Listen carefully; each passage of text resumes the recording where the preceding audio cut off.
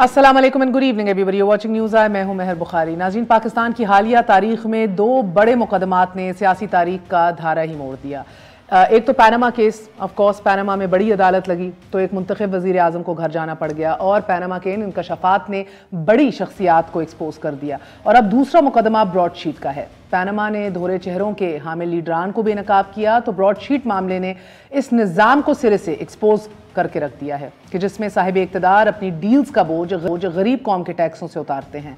Broadsheet के इंकशाफात ने system को बेनकाब किया है कि जिसमें गैर मुल्की फर्म्स हायर की जाती हैं सियासी मुखालिफिन के खुफिया खातों और असासों का सुराग लगाने के लिए और फिर गैर कानूनी असासों के बजाय या उनके बचाव के लिए कौम के अरबों रुपए झोंक दिए जाते हैं।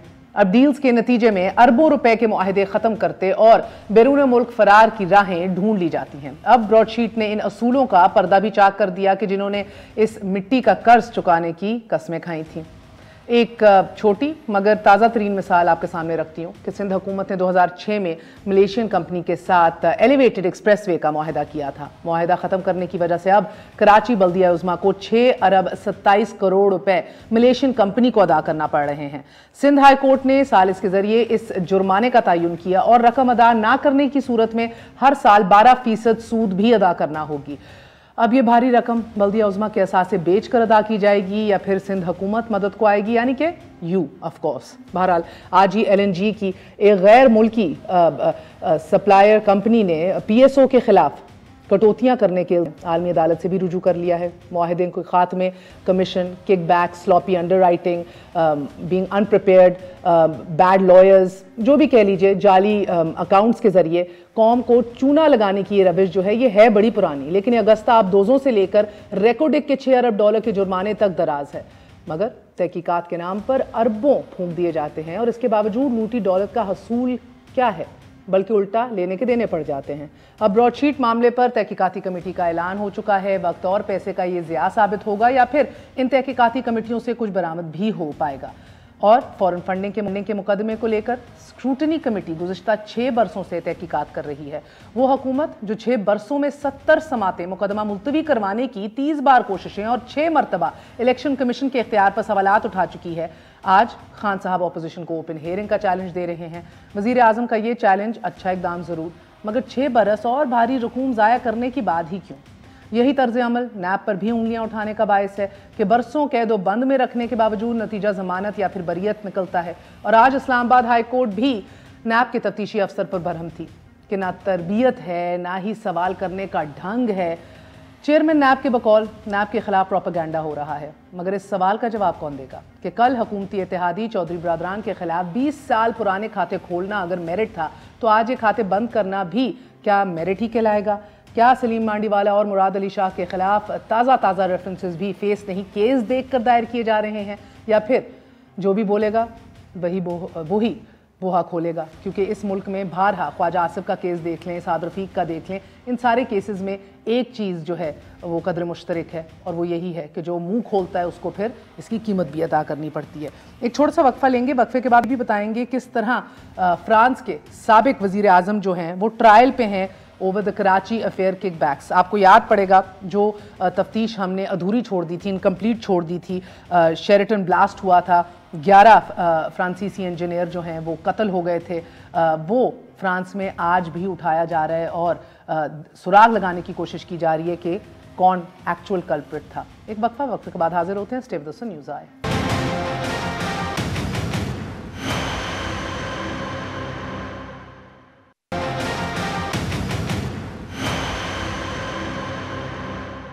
वापस आने का शुक्रिया। Welcome once again to news आए। खुश आमदेद कहते हैं special assistant to the chief minister Firdous Ashiq Awan साहिबा। हमारे साथ मौजूद हैं मियाँ जावेद लतीफ़ साहब, मेंबर कौमी असम्बली हैं, PMLN के सीनियर रहनुमा हैं। Last but never the least advocate supreme court Salman Akram Raja साहब भी हमारा साथ देंगे। आप सबका बहुत बहुत शुक्रिया।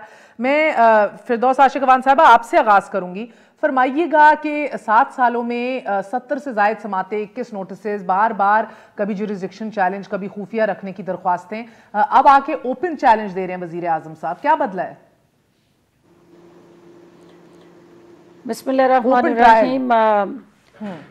महर, सबसे पहली बात तो ये है कि ये बेहुदा और ख़ुद साख्ता जो इल्ज़ामात कल पीडीएम की उस इकट्ठ और इज्तिमा के अंदर लगे, वज़ीर आज़म पाकिस्तान ने आवाम को गुमराह करने वाला ये जो टोला है उसको आईना दिखाया है और उन्हें चैलेंज दिया है कि भाई आप जो फॉरेन फंडिंग के नाम से कौम को गुमराह कर रहे हैं और वो कौम को मुसलसल झूठ के ज़रिए, जहरीले प्रोपेगेंडे के ज़रिए, बोतान तराशी और इल्ज़ाम तराशी के ज़रिए ये बताने की कोशिशों में मसरूफ़ हैं कि वज़ीर आज़म इमरान ख़ान या पाकिस्तान तहरीक इंसाफ का दामन दागदार है या कहीं फॉरेन फंडिंग के हवाले से कोई ओवरसीज़ पाकिस्तानीज़ के अलावा किसी ने फंड्स जो हैं वो दिए हैं। नहीं तो ये आपको 7 साल बाद क्यों याद आ रहा है?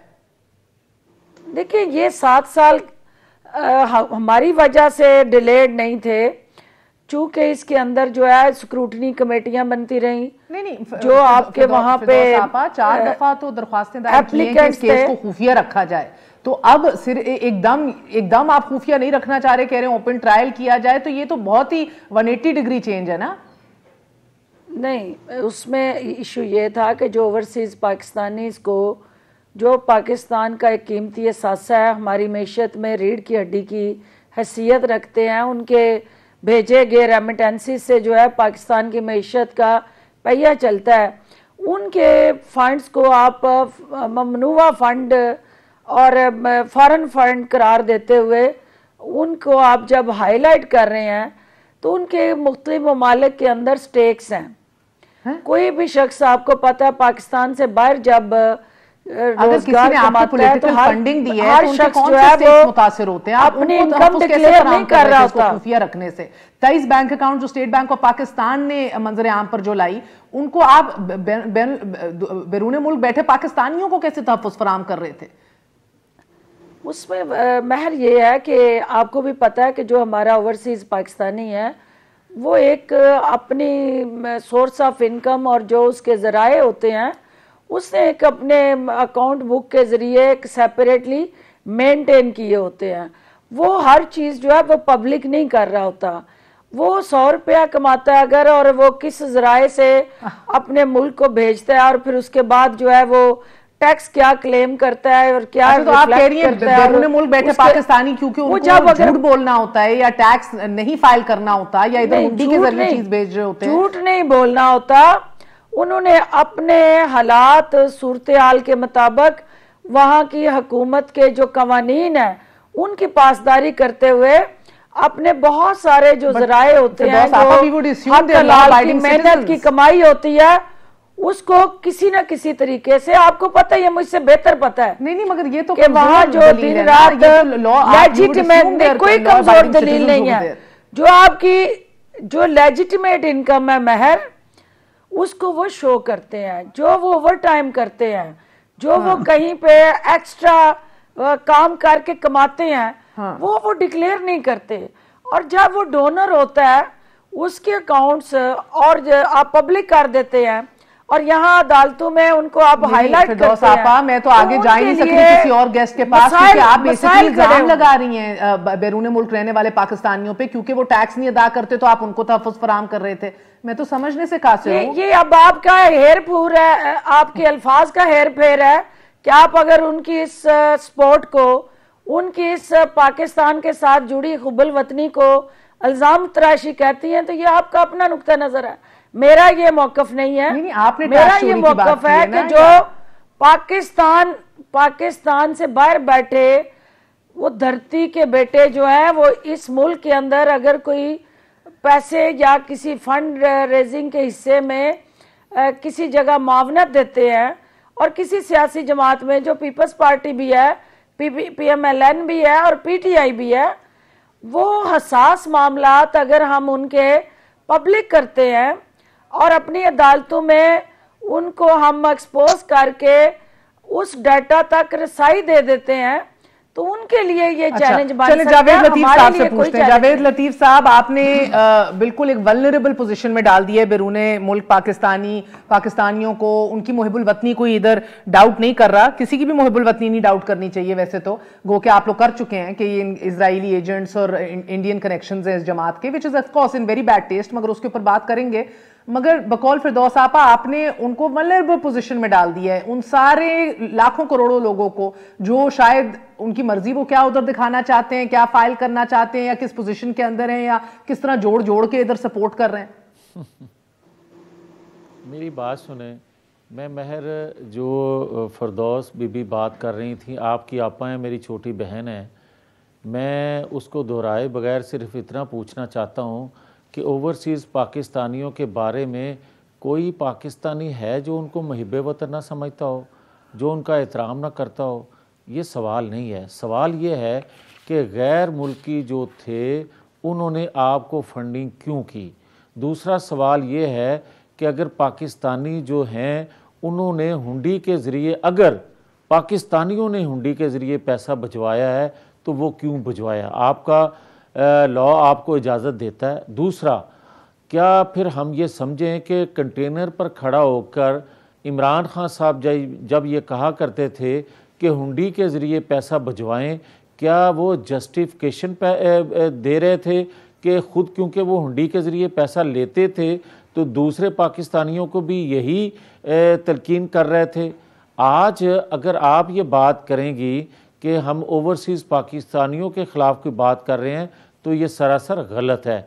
आज अकबर एस बाबर जो बात कर रहे हैं वो कह रहे हैं वो इससे भी बड़ी बात कर रहे हैं। कर लें महर जी, पहले इस बात को प्लीज इसको क्लियर कर लें कि किसी पाकिस्तानी ने पीटीआई के अकाउंट में हुंडी के जरिए पैसे जमा नहीं कराए। 40,000 डोनर हैं जिनका प्रॉपर एक अकाउंट है, एक प्रोसेस है, और अकबर एस बाबर ने कहा ना कि हुंडी के जरिए पैसे आते थे, और ये 23 अकाउंट जो आज तक पब्लिक नहीं हो रहे, उसकी वजह से बहुत एप्रीहेंशंस है। लेकिन बाबर जो है वो नून लीग के हाथों खिलौना बने हुए हैं, वो पीटीआई के मौकफ के साथ उनका मौकफ मैच नहीं करता। अच्छा जावेद लतीफ साहब, मुख्तसर ये 22 अरब रेमिटेंसेस में जो बैरून मुल्क बैठे पाकिस्तानी जो लोग ये रेमिटेंसेस देते हैं जिस पे मुल्क चल रहा है, आप कह रहे हैं उनका मसला नहीं है, मसला उन लोगों का है कि जो ऑफ कोर्स फॉरेनर्स हैं या रजिस्टर्ड कंपनीज हैं उधर की। इसके ऊपर आपके पास सबूत क्या है? वही है जो अकबर एस बाबर साहब ने दिया है, या कितनी अमाउंट होगी आपको लगता है इन फॉरेनर्स की? एक तो महर, मैं आपसे पहले ये गुजारिश करूँगा कि फिरदौस आशिक साहिबा हों या कोई इनके कोई और नुमाइंदे पीटीआई के हुकूमत वक्त के, इनको थोड़ा सा ये ज़रूर एहसास दिलाएं कि सब्र कर लिया करें। अपनी बात पे जब आप बात कर लेते हैं तो दूसरे को मौका दें, उसको इंटरप्ट ना किया करें। ये मेरा ख्याल है इनको अब सीख जाना चाहिए। और फिरदौस बीबी की तो उम्र काफ़ी हो गई है, सीखने के अमल से तो ये गुजर चुकी हैं शायद, मगर इनको अभी तक ये एहसास नहीं है कि आपको सिखाने का अमल शुरू हुआ है। अच्छा चलें, लेकिन फिरदौस आपा, मैं अब आपा ही कहूँगा, मैं पहले छोटी समझता था आपको, मगर आप आपा मुझे खुशी होगी, तो आप, मुझे खुशी होगी। आप तरक्की, आपा एक रिस्पेक्टेबल वर्ड है, इसका मतलब है आप इज्जत करना जानते हैं। जी, मैं तो हमेशा आपकी इज्जत करता ही हूँ। मैं तो कभी आपकी सोच तसव्वुर भी नहीं कर सकता कि आपकी इज्जत ना करूं, लेकिन आपको कुछ सीखना तो चाहिए। ये तो मेरा ख्वाहिश हो सकती है ना आपके बारे में, मगर मैं ये अर्ज कर रहा हूं कि ये इल्ज़ामात महर जो आप कह रही हैं कि इल्ज़ाम आप लगा रहे हैं, आपके पास कोई सबूत है, तो मैं सबसे पहले ये कहूँगा कि अकबर एस बाबर जो हैं वो इनके फाउंडर मेंबर हैं। ठीक है जावेद साहब, बुनियादी रुकन है। अब देखिए, let's not shoot the messenger, वो जो भी हैं उनसे कतई नजर रुक जाए ना। अगर दूसरे को भी, जिस तरह फिरदौस बीबी को आप मौका दे रहे हैं, मुझे भी सुनने का हौसला करें। मैं ये कह रहा हूं कि उन्होंने तमाम सबूत जो हैं वो इलेक्शन कमीशन को पेश किए। अकबर एस बाबर जो आज बात कर रहे हैं वो सबूतों के साथ पेश कर रहे हैं, और हमें जो सबूत मिल रहे हैं कि वाकयातन इमरान खान झूठ बोल रहे हैं, वो ये हैं कि आप 2.5 सालों में जो उनकी पॉलिसियां बनी और जो वो बात करें, हमें सबसे बड़ा कंसर्न ये है कि आपने गैर मुल्कियों से जो फंडिंग वसूल की उसके बदले आपने उनको दिया क्या? आपने पाकिस्तान की पॉलिसियां बदली और पाकिस्तान की पॉलिसियां आपकी बदली हुई जो थी उसकी वजह से मईशत का बेड़ा गर्क हो गया। आज पाकिस्तान के अदारे, पाकिस्तान के अंदर कोई रुपया पैसा न रहने की वजह से वो कमजोर स्ट्रक्चर है। रख के नवाज शरीफ साहब क्या कर रहे थे? तो ये लेट्स नॉट गेट इनटू, मैं अगेन बार-बार मैं नहीं कह रहा नैरेटिव आप लोगों ने मैं नहीं कह रहा। हाँ। फिर सुन लें ये बात मैं नहीं कह रहा, मैं नहीं कह रहा ये बात। फरदौस बीबी एक सेकंड, बीबी एक सेकंड, ये मुनासिब नहीं है इस तरह आपने। मैं बात इस तरह नहीं आपको अब करने दूंगा। ये क्या तरीका है कि आप दूसरे को बोलने नहीं देती, आप बात करना शुरू कर देती हो। एक सेकंड रुके जरा, मैं ये कह रहा हूं। नहीं, इस तरह आपने जो झूठ बोला है, जितना मैंने सुना है ना, आपने अलफ लैला की कहानी सुनाई, मैंने सुनी ना। आपने तोता मैना की कहानी की तरफ चल पड़े। आपने सवाल कुछ पूछ रही है, वो आपसे आप बता कुछ रहे हैं, मगर दूसरे को चले बात कंप्लीट कर लीजिए जरा, मैं इसका जरा कानूनी राय भी लूंगी। झूठ सारा दिन आपके प्राइम मिनिस्टर से लेकर आप तक बोलते रहते हैं, कौम देख रही है आपको। और आप जो आप किसी दूसरे को सुनने का हौसला नहीं बोलते बोलते लंदन यात्रा करने पे चले गए। ये बात अलग है, मैं आपके साथ बहस करना ही नहीं चाहता। सर्टिफाइड झूठा जो है सुप्रीम कोर्ट ने हमें नहीं आपको करार दिया। और मेरी बात सुन लेना, मैं आपको किसी तौर पर बीबी बहन से नीचे मैं बात कर नहीं सकता।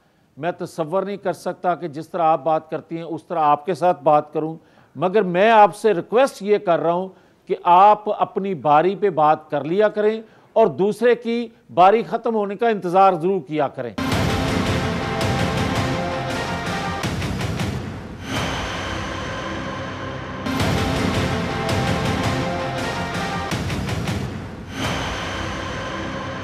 आपसे मैं ये कह रही थी कि अगर आप इसी तरह कहें कि इन पैसों के एवज इन लोगों ने मुल्क की पॉलिसियां और तकदीर बदल दी है, तो सर उस इकामा के एवज ख्वाजा आसिफ नवाज शरीफ साहब इस मुल्क के साथ क्या कर रहे थे, ये भी ये कह सकते हैं ना। तो हम क्यों इस खाई के अंदर जाएं जिसका कोई एंड ही नहीं है। अब आ जाएं कि मैं ये बात जो कह रहा हूँ, आपका लॉ क्या कहता है। आप माहिर कानूनदान आपके पास हैं, आपके इलेक्शन कमीशन का लॉ क्या है, आ जाते हैं उस पे। ठीक है, आ जाते हैं। वायलेशन हुई है, अगर उसकी वायलेशन हुई है तो इसीलिए हम एहतजाज कर रहे हैं, इसीलिए हम 7 साल से ये कह रहे हैं कि आप स्टे के पीछे क्यों छुपते हैं, इसीलिए हम कह रहे हैं कि आप अकाउंट अपने पब्लिक क्यों नहीं होने देते, इसीलिए हम कह रहे हैं कि आप क्यों दरखास्तें देते हैं इलेक्शन कमीशन को कि ये रिकॉर्ड जो है बाबर को ना दिया जाए।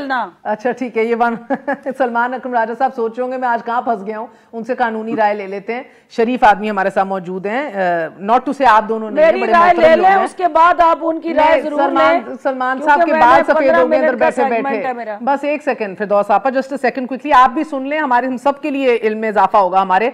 सलमान साहब दो बातें, मैं सिर्फ सलमान साहब से पहले सिर्फ ये मियां साहब से पूछना चाह रही हूँ, मेरा सवाल भी ले लें सलमान साहब। ये तो फिर फरमाइशी क्या इलेक्शन कमीशन ने फैसला सुना दिया? नहीं सुनाया, अभी सुनाना है फैसला, अभी सुनाना है फैसला, फैसले का ऐलान कर दिया, अभी सुनाना है। और ये क्या मगर पहले जो कंफ्यूजन है उसको फैसले को डिबेट करना, क्या फिर आप थर्ड अंपायर की तरह हुकूमत वक्त की मर्जी के मुताबिक सवाल लेंगी और इनकी मर्जी के मुताबिक आप मुझे इजाजत तो कर रही हूँ ना। 5 साल आप किधर थे?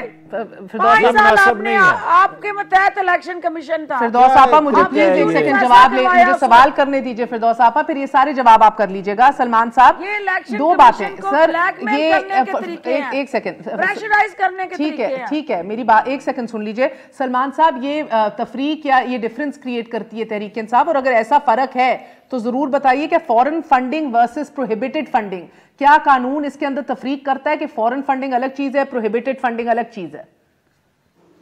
और उसामा बिन लादेन से जो पैसे लिए वो लोकल फंडिंग है या फॉरेन फंडिंग है, ये भी बता दीजिएगा।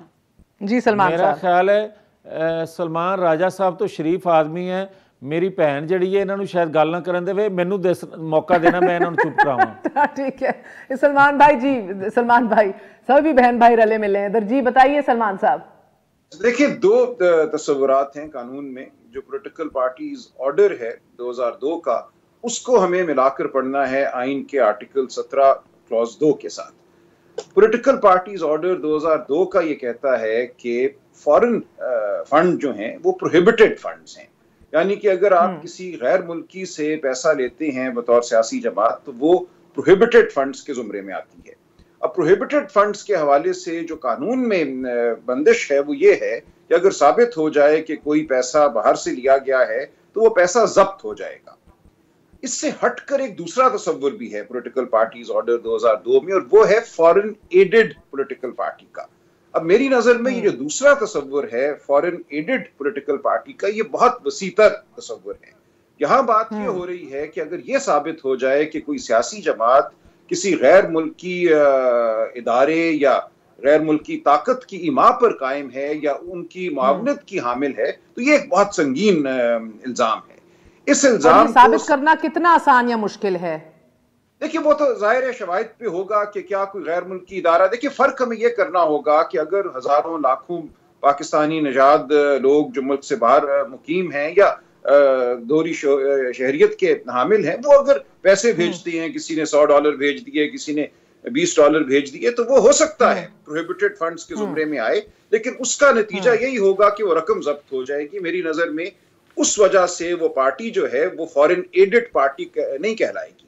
फॉरेन एडेड पार्टी वो पार्टी होगी जिसको कोई बैरूनी ताकत जो है जिसकी पुष्टबनाई कर रही, तो वो साबित करने के लिए आप सुप्रीम कोर्ट में एक रेफरेंस भेजना है जिसका इख्तियार सिर्फ और सिर्फ हुकूमत वक्त को है, फेडरल गवर्नमेंट को है। मगर सलमान साहब एक बात देखें, ये फॉरेन फंड की कहानी जो है हमारे मुल्क में नई तो है नहीं। चाहे इमरान खान साहब अपनी किताब में लिखते हैं कि उन्होंने बेंजामिन गोल्डस्मिथ से जुआ खेला, जीत गए, वो पैसा ला के उन्होंने अपने कर्ज उतारे पीटीआई के।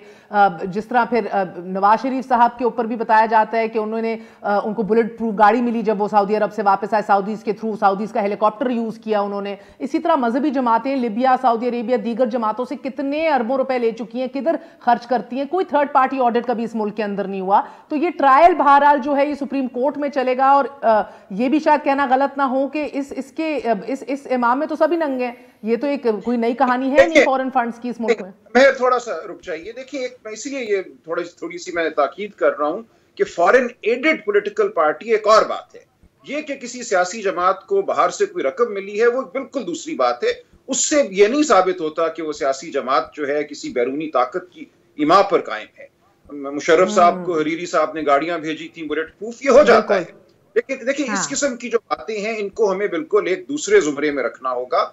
इसका बहरहाल फैसला सरेदस्त जो है इलेक्शन कमीशन को आपकी बड़ी मुझे लगता है जबरदस्त क्लैरिटी और डिफरेंशिएट किया है जावेद लतीफ साहब इन्होंने कि फॉरेन एडेड पार्टी जिसकी पुष्ट के पीछे एक बकायदा तगड़ा पैसा लगाया हो, एक मुनज्जम उसके अंदर एक कोई आपको कंस्पिरेसी दिखाई दे रही हो, फॉरेन एडेड ये मैं अर्ज करूं। सो इलेक्शन कमीशन ने सरेदस्त ये देखना है कि क्या बाहर से पैसा आया है। अगर बाहर से पैसा आया है तो सरेदस्त ये होगा कि ये कहा जाएगा कि ये प्रोहिबिटेड फंड्स हैं, इनको हम जब्त करते हैं। लेकिन अगर उससे आगे कोई बात है, अगर शवाहिद ये आते हैं कि सिर्फ ये मामूल में बैरून मुल्क पाकिस्तानियों के भेजे हुए $50 $100 नहीं है, उससे बड़ी कोई मुनज़्ज़म ये पुष्ट बनाई है, तो उस सूरत में फिर हुकूमत वक्त को कानून के मुताबिक ये फैसला करना है कि मामला सुप्रीम कोर्ट में भेजा जाए या ना भेजा जाए। अब कानून को अगर आप तब्दील करना चाहते हैं तो तब्दील कीजिएगा। इस वक्त बहरहाल हुकूमत चूंकि पीटीआई की है, पीटीआई की हुकूमत ही को यह फैसला करना है कि यह मामला सुप्रीम कोर्ट में जाए। अगर कोई शवाहिद इस नौयत के भी सामने आते हैं, अव्वल तो ऐन मुमकिन है कि इलेक्शन कमीशन जब अपनी तफ्तीश मुकम्मल करता है, अपना फैसला सुनाता है, तो बात यही सामने आए कि सैकड़ों हजारों पाकिस्तानियों ने छोटी छोटी रकूम भेजी है। उस सूरत में फॉरेन एडेड पार्टी का तस्वुर सामने नहीं आएगा। उस सूरत में यही होगा कि कानून की खिलाफ वर्जी हुई है, इस पैसे को जब्त कर लिया जाए और बात वहां खत्म हो जाएगी। इसलिए ये ठीक है। तफरीक सो बहुत स्टे विद मी सलमान साहब, क्योंकि इसी तरह का एक ब्रॉडशीट का भी मामला है, उस पर भी आएंगे। मगर जावेद लतीफ साहब, आपने इनकी बात सुनी, ये कह रहे फॉरेन एडेड पार्टी का तस्वुर अपनी जहन के अंदर खींचें। ये बिल्कुल मुख्तलिफ चीज है एज अपोज टू कि किसी कंपनी ने 200 दे दिए, किसी गैर मुल्की ने 300 दे दिए, $50 दे दिए, वो जब्तगी के जुमरे में आएगा फिर सजा के उसमें। महर, जो बात सलमान अकरम राजा साहब मेरे भाई कर रहे हैं, ये बात बिल्कुल ठीक है। ये कानून की जो तशरीह कर रहे हैं, बिल्कुल मैं यही कहता हूँ। मगर मामला यहाँ मुख्तलिफ है। यहाँ मामला ये है कि अगर सिर्फ दोहरी शहरियत के हामिल लोगों ने भी पैसा भिजवाया हुए तो कोई इशू नहीं है। अगर हुंडी के ज़रिए गैर मुल्की लोगों ने पैसा भिजवाया हो तो वो उस पर एक सवालिया निशान है कि किस वजह से और वो भी बात अकबर एस बाबर प्रूफ कर रहे हैं कि इमरान खान के जो मुलाजम हैं उनके अकाउंट में हुंडी के ज़रिए पैसा आता रहा और वो चेक एडवांस ले लेते थे उनसे कि ये इतनी अमाउंट का। जी जी जी, मैंने भी सुना है। सही कह रहे हैं, वो यही कह रहे हैं। अब आ जाए, जो वो कह रहे हैं ये बात सिर्फ मीडिया पे नहीं कह रहे, वो इलेक्शन कमीशन के सामने भी ये स्टेटमेंट दे चुके हैं प्रूफ के साथ। अब आ जाए दूसरी बात कि अगर इनको कोई हमारे पाकिस्तानी दुनिया के किसी खित्ते में रह रहे हों, इनको फंडिंग करें, बाकी जमातों को भी पाकिस्तानी फंडिंग करते हैं, कोई इतराज़ वाली बात नहीं है, सही कहते हैं राजा साहब। मगर ये हमारा लॉ जो ख़ुद वो तशरीह कर रहे हैं राजा साहब कि हमारा कानून ये है कि ख़ास तौर पर ऐसे ममालिक जिनसे हमारा तल्लक अच्छा ना हो, ठीक है, जिनको हम बतौरे रियासत। छोटा सा वक्फा ले लूं, फिर दोस्त आप इसका जवाब देंगी। एक वक्त थोड़ा सा, फिर यूएस बॉर्न इंडियन के नाम है, अमेरिकन बैरी सी श्नेप्स हैं, उन्होंने भी क्लैरिफिकेशन दी है कि किसके बिहाफ पे पैसे दिए हैं। छोटा सा वक्फा, वक्फे के बाद हाजिर होते हैं।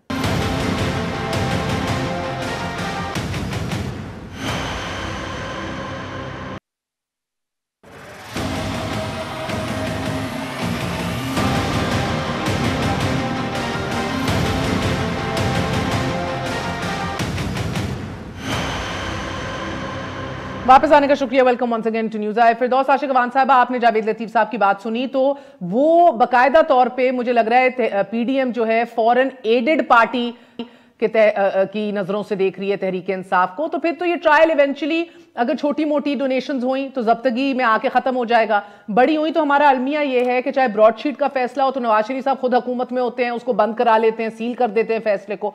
आप लोगों की भी मर्जी, आप लोग बादशाह लोग हैं, ना भेजें इसको सुप्रीम कोर्ट। मेरी पहली बात तो यह है कि इस मुल्क के कानून का इतलाक क्या सिर्फ पीटीआई पे होता है या सब पे? पीपल्स पार्टी और पीएमएलएन भी उस इलेक्शन कमीशन के सामने जवाब दे हैं। आजकल ज्यादा वैसे इन पे हो रहा है। बगले बजा रहे हैं मियां जावेद साहब, उनसे पूछें कि इलेक्शन कमीशन ने उनके हवाले से भी कुछ सवालात उठाए हैं, 4 साल से भी कोई रसीदें तलब की हैं, इनसे मनी ट्रेल मांगी है, इनके अकाउंट्स मांगे हैं, इनके वो तमाम बैलेंस शीट मांगी है कि वो पैसे जो आते रहे उन्हें कहाँ खर्च किया जाता रहा। और ये सिर्फ पीटीआई से मुतलका केस नहीं है। पीटीआई ने, प्राइम मिनिस्टर ऑफ पाकिस्तान ने आज ओपनली भरमला अंदाज में ये कहा है कि आप इलेक्शन कमीशन इसको ओपन हेयरिंग करे, पब्लिक हेयरिंग हो, अवाम तक डे टू डे बेसिस पे वो तमाम कार्रवाई पहुंचे और हकायक पहुंचे कि ये झूठा जहरीला बोहतान पे मबनी अवाम को गुमराह करने वाला प्रोपेगेंडा कौन कर रहा है। बात हो रही है कि हमने इतनी देर क्यों कर दी, हम क्यों बार बार लिटिगेशन में जा रहे थे और रुकवा रहे थे चीजों को। देर पे जो करने की वजूहात है मैं आपको पहले बता चुकी हूँ। जो सलमान अकरम राजा साहब ने बताया, उन्हें यह भी बताना चाहिए कि सुप्रीम कोर्ट में साकिब निसार साहब ने इस हवाले से कुछ फैसले दिए और ये जो वफाकी हुकूमत को और कैबिनेट को ये इख्तियार दिया कि अगर कहीं कोई ऐसी चीज़ सामने आती है तो रेफरेंस दायर करने का इख्तियार जो है वो कैबिनेट के पास है।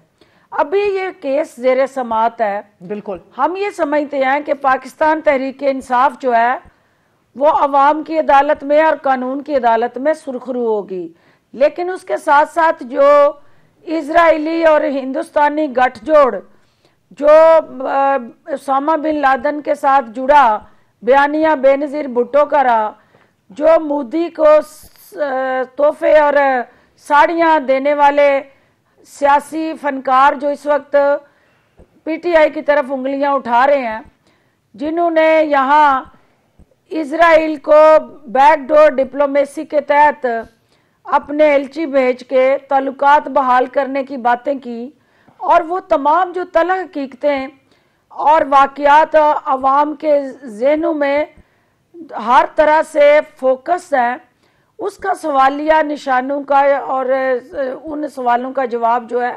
पीएमएलएन के पास क्या है। ठीक है, बात फिरदौस आप एक और बात बताइए। हाँ जी, एक और बात बताइए क्विकली मुख्तसरन के। देखिए अब ये केसेस साथ चल रहे हैं, वो जो काम कर रहे हैं बेहतर आप लोग ना करें ना, ये एलिगेशंस लगाएं इजराइली और मोदी की दोस्ती के ऊपर। मुहिबुल वतनी किसी की चैलेंज नहीं करते, इनको करने दें जो करने दें, आप ना ये एटलीस्ट अभी करें, आप हुकूमत में। अब ब्रॉडशीट का मामला जो आप लोगों ने उठा लिया है, इससे आप क्या निकालना चाह रहे हैं, क्या निचोड़ेंगे? मेहरान बैंक स्कैंडल से या मेहरान बैंक केस से किस तरह मुख्तलिफ होगा? निकाल क्या सकेंगे? पैसे तो कुछ नहीं आए वापस। देखिए बात तो ये है ना कि पाकिस्तान तहरीक इंसाफ जो है, जो इस मुल्क के साथ डकैतियाँ हुई, नकबजनी हुई, यहाँ पे सियासत के नाम से जो खिलवाड़ हुआ, जो रहबर राहजन समझ के लूटते रहे इस मुल्क में, और जो बारियाँ लेके गठजोड़ के तहत यहाँ पे सियासत के नाम पे कारोबार होता रहा और सियासत को जरिया रोजगार बनाए रखा, उनके चेहरों से नकाब उतारने के लिए तो वो तगड़े भी आएंगे मगरमच्छ जिनसे आप उनके पर जलते हैं। इधर तो मुशर्रफ का आर्टिकल 6 नहीं, आप उसको हाथ नहीं लगा सक रहे, तो आप इधर बेनकाब फिर सिर्फ अपने सियासतदानों या हरीफों को करेंगे। बात ये है महर के जो कमेटी बनाई गई है, इस कमेटी को ये इख्तियार दिया गया है कि वो तमाम हकायक इकट्ठे करे और उन हकायक की बुनियाद पे जो जो शख्स, जो जो अदारा, जो जो फर्द, चलिए इसका पूछते हैं सलमान साहब से, हकायक करने वाले अफराद हैं, अब वो उनको बेनकाब करें और कानूनी जमीनी हकायक जानती है फिरदौस आपा, इधर कौन टार्जन का बच्चा है जो मुकम्मल हकायक पूरे करेगा? टार्जन के बच्चा सिर्फ इमरान खान ही बनेगा। अच्छा, जो अब तक एनआरओ नहीं दे रहा। अच्छा, यहाँ तो गठजोड़ करके एनआरओ ले जाते रहे। ठीक है, मुझे सलमान अकरम राजा साहब, मेहरान केस भी लड़ चुके हैं, असगर खान, उसने ठीक है फैसला कर लिया कि मैं जीरो टॉलरेंस दिखाऊंगा, ये ब्लैकमेल कर ले, प्रेशराइज कर ले, ये जो मर्जी कर ले, इनको एनआरओ नहीं मिलेगा। देखिए कितना अच्छा सेंस ऑफ ह्यूमर है फिरदौस आपा का, वो भी आप सिर्फ सुने। अच्छा, ये सलमान अकरम राजा साहब, Asghar Khan case, Mehran case, Panama, ये सब केसेस आप लड़ चुके हैं, देख चुके हैं। ये जो इंक्वायरी कमेटी बिठाई है ब्रॉडशीट के ऊपर इमरान खान साहब ने, इसके टीओआर's आपने देख लिए होंगे यकीनन।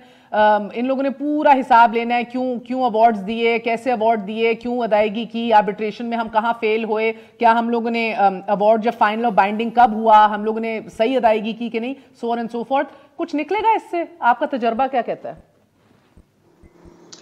देखिए, जो वाकयात हैं उनका अगर सही बयान हो जाए तो वो बहुत ही बड़ी बात होगी, क्योंकि इस वक्त हो ये रहा है कि सियासत की नजर कानून भी हो गया है और हकीकत भी हो गई है।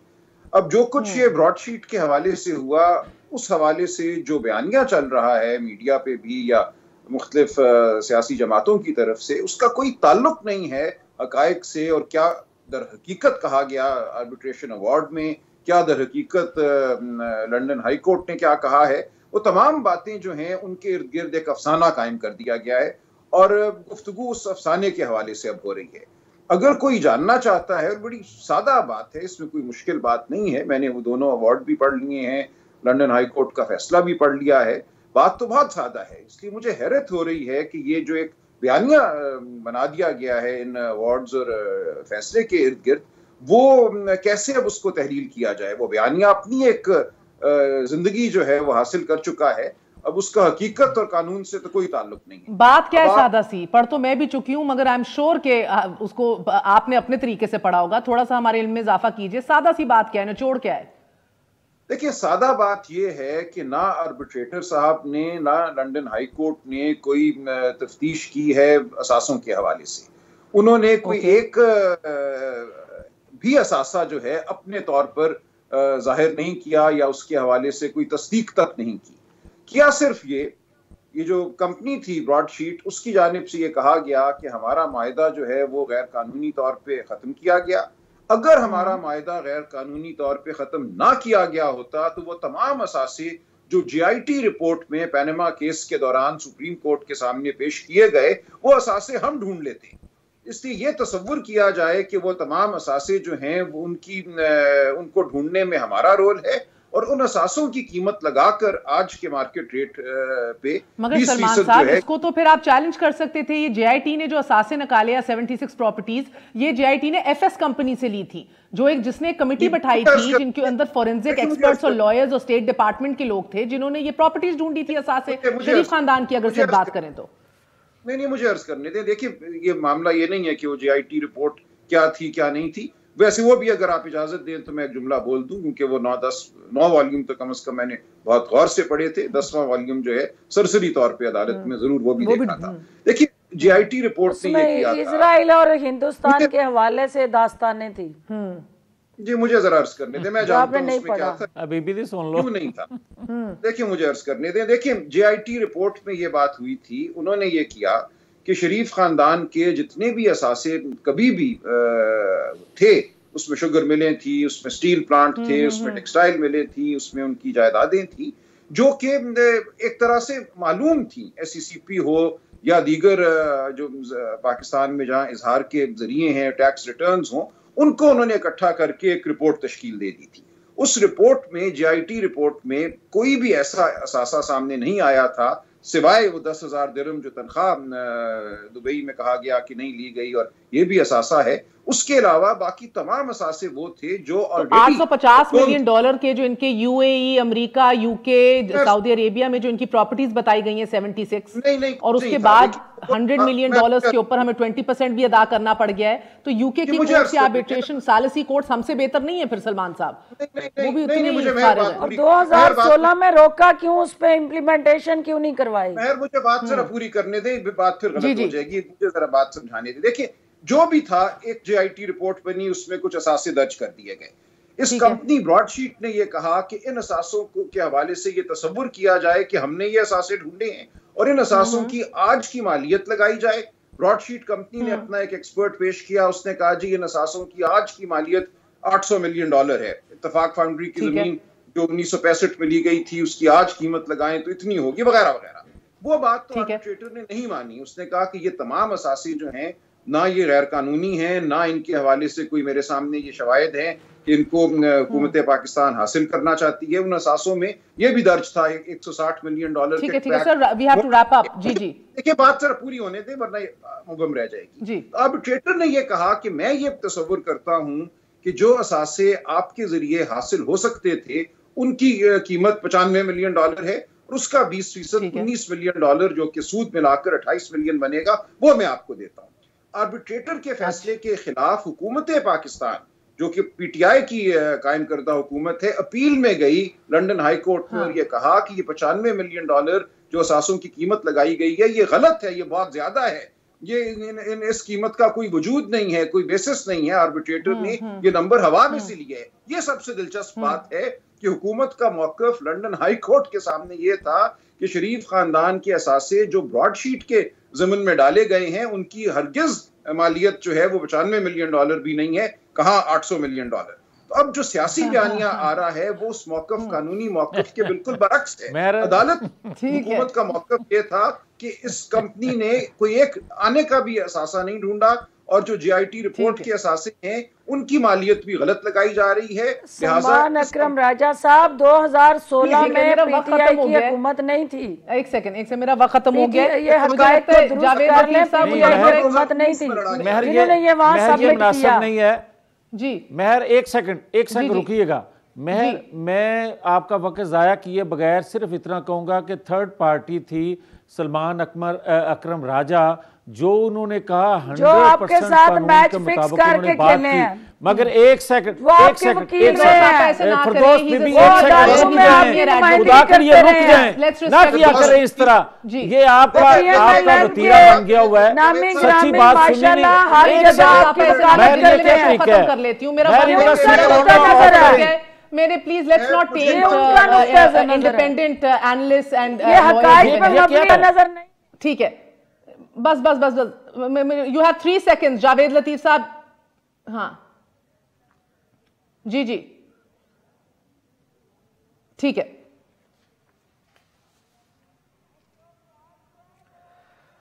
ओहो,